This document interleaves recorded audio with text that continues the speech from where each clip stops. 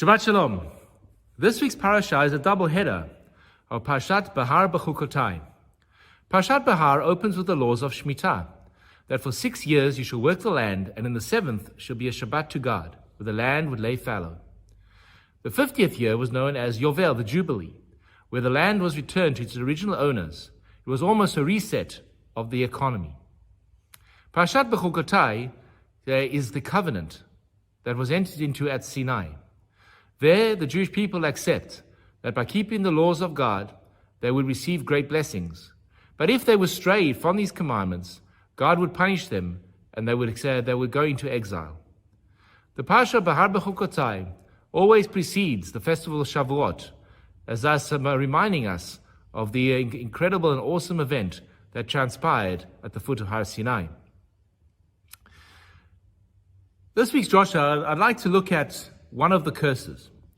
And it seems to be that the curse itself is out of place. The text reads as follows.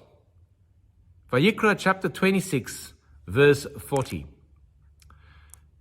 They will confess their sin and the sin of their fathers for the treachery which they have betrayed me, and also for having behaved toward me with casualness.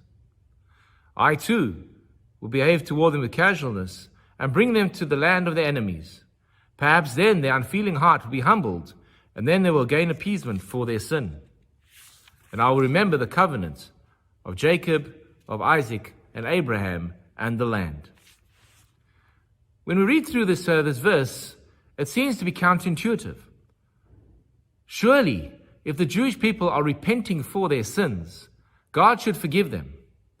But yet the verse says, they will confess their sin, and I will act towards them by exiling them from the land. How can this be? I saw a fantastic insight by Rabbi Soloveitchik. In his commentary, he writes the following: that when it comes to confessing of one's sins, let us read the verse again.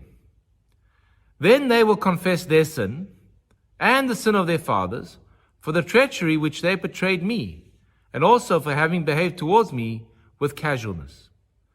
This translation on the art scroll does not do justice to what is happening in the verse. In the verse in Hebrew, it reads as follows: V'hitvadu et avonam, they will confess their sins, v'etavon avotam, and the sin of their fathers, b'ma'alam asher ma'alu bi, for the treachery that they did against me, v'af asher halchu imi bakeri, and also that they walked before me with casualness. What this verse is saying is as follows: the Jewish people will confess their sins. They will say to Hashem, they will clap themselves on the chest and say, Aslach lanu, forgive us for the sin that we have done. We confess the sins and the sins of our fathers.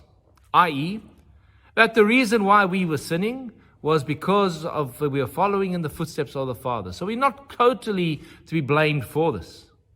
And Asher Alchu Bakeri, that things happened by chance.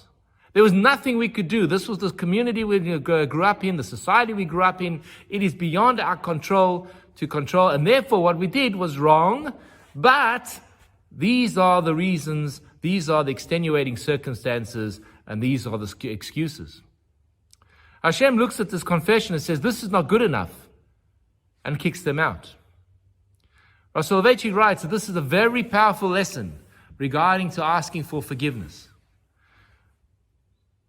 We're all quick to ask for forgiveness. We're all quick to justify. And then there is that awful word, but. I apologize for what I've done, but you have to realize, I'm sorry for eating, but that word but destroys everything that comes before it. And thus, when a person is trying to say sorry, a true reflection of sorry is, I'm sorry for what I did wrong when I did X or Y. The moment we use the word but, we're trying to justify what we've done, then the moment is lost. And says Hashem, this is not a sincere confession. I'm sorry, the decree stands. You need to learn that there cannot be a but. A very powerful lesson for us all. Unfortunately, we all make mistakes. None of us are perfect. As the verse says, Ki ein tzadik ba'aretz asher yaseh tov v'lo yecheta. There's no such person in the world that does only good and never strays. We will make mistakes. And when we come to apologize, the worst thing that we can do is to shift the blame to somebody else.